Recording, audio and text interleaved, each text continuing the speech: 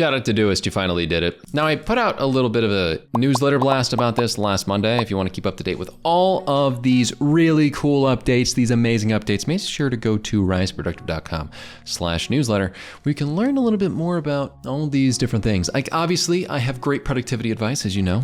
That's the entire reason that you watch this channel. I mean, it's decent. Y'all just like me for my personality, right? That's what they say to everybody like me. I mean, just look at me. You'd know what I mean.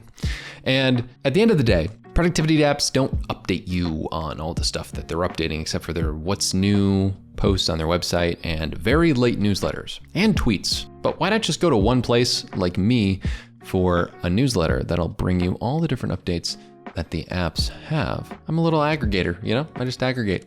I add everything, and I enjoy doing it for you, all right? So if you want to check out all the different updates, as well as a great productivity hack every week, make sure to go to riseproductive.com/newsletter now. In this one, we're going to talk about how ToDoIst implemented something great. So if you Command K, type templates, you'll notice that they actually have templates. Now this is really cool.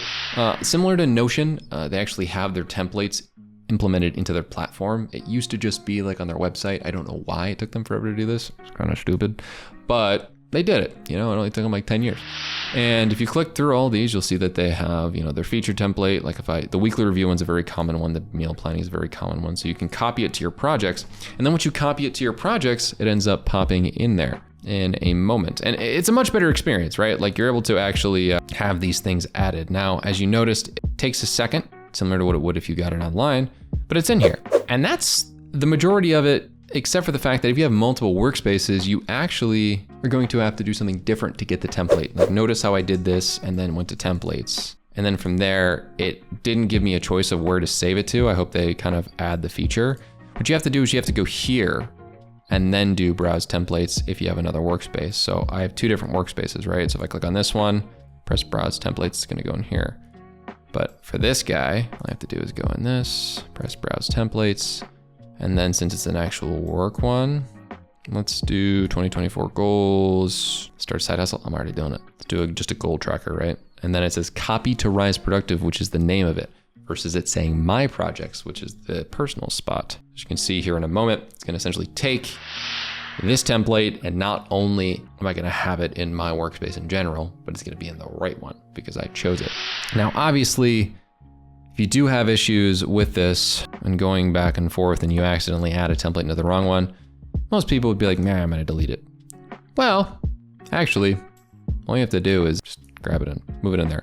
Now, then you'd have to change it to restricted or full access, and it's totally up to you, but it is going to be a permanent move there. As you can see, I can move back. I take it back. It said it was permanent. It is permanent. It seems like it failed to move the project and we have some UX issues because I shouldn't be able to see this if it's permanent. It did tell me it was permanent, then the UX tricked me. So I explained that to you and now you see the issue you're gonna have if you attempt to, oh man, did I move it back? I did not. Okay, it just keeps bugging.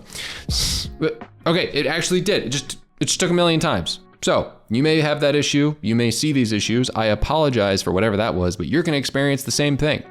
Long story short, it's gonna say it's permanent. It is not permanent. Just keep doing it until it works. Or delete it and then re-add it. I don't know which one will take less time, but they're both kind of buggy at the moment. I have noticed one small thing with browse templates. This happens like a quarter of the time. And then you go to another one and it works. You go to, oh, that doesn't work. Now, if you notice it on the initial load, it just takes Notion levels of long. If you're a Notion user, you get that joke. And ToDoIst, one thing you got is speed, so don't lose it. And don't lose your skill set of using productivity tools by checking out more videos like this one right here.